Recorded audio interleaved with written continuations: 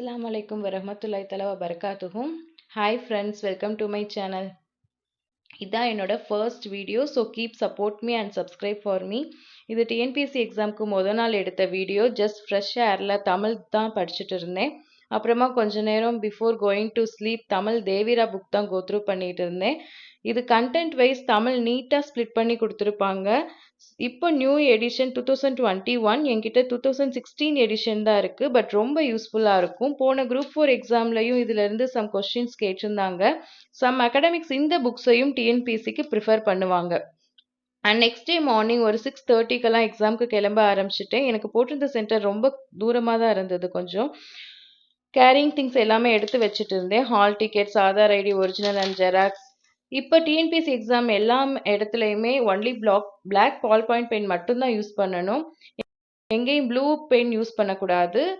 And only allowed normal watch, smart வாட்சும் use பண்ணக்கூடாது. And if you need water bottle நீங்கள் கொண்டு போய்க்கலாம். இல்லை அப்படின்னா ஒரு சில சென்டர்ஸில் அவங்களே தேவைப்பட்ட வாட்டரும் கொடுக்குறாங்க. ஒரு சில சென்டர்ஸில் வாட்டர் பாட்டில் கூட அலோவ் பண்ணுறதில்ல. ஆஃப்டர் எக்ஸாமோட evening just question paper go through பண்ணிட்டு இருந்தேன். போன குரூப் 4 எக்ஸாம் எழுதினவங்களுக்கு அதை விட இந்த குரூப் 4 எக்ஸாம் ஈஸியாக இருந்த மாதிரி தான் இருக்கும். எனக்கும் அப்படி தான் இருந்தது. பட் ரீசனிங் சம் கொஸ்டின்ஸ் ரொம்ப ஈஸியாகவும் சம் கொஸ்டின்ஸ் ரொம்ப சால்வ் பண்ணவே டைம் எடுத்த மாதிரியும் இருந்துச்சு. ஸோ டைம் கன்சியூமிங் பண்ண இன்னும் நிறைய ப்ராக்டிஸ் எடுக்கணும். நான் கீ ஆன்சர் எதுவும் இப்போ செக் பண்ணலை. அஃபிஷியல் கீ ஆன்சர் ரிலீஸ் பண்ணினதும் செக் பண்ணி பார்த்துக்கலான்னு விட்டுட்டேன். பட் இதோட விட்டுறாமல் தொடர்ந்து கண்டினியூஸாக எஃபர்ட் போட்டால் கண்டிப்பாக நல்லா பண்ணலாம். ஸ்கூல் புக்ஸுக்கு ஃபர்ஸ்ட் இம்பார்ட்டன்ஸ் கொடுத்து படிக்கணும். டெய்லி கரண்ட் அஃபேர்ஸ் அப்டேட் பண்ணிகிட்டே இருக்கணும். மேக்ஸும் ஒரு நாளைக்கு ஒரு 1/2 ஹவராவது போட்டு பார்க்கணும்.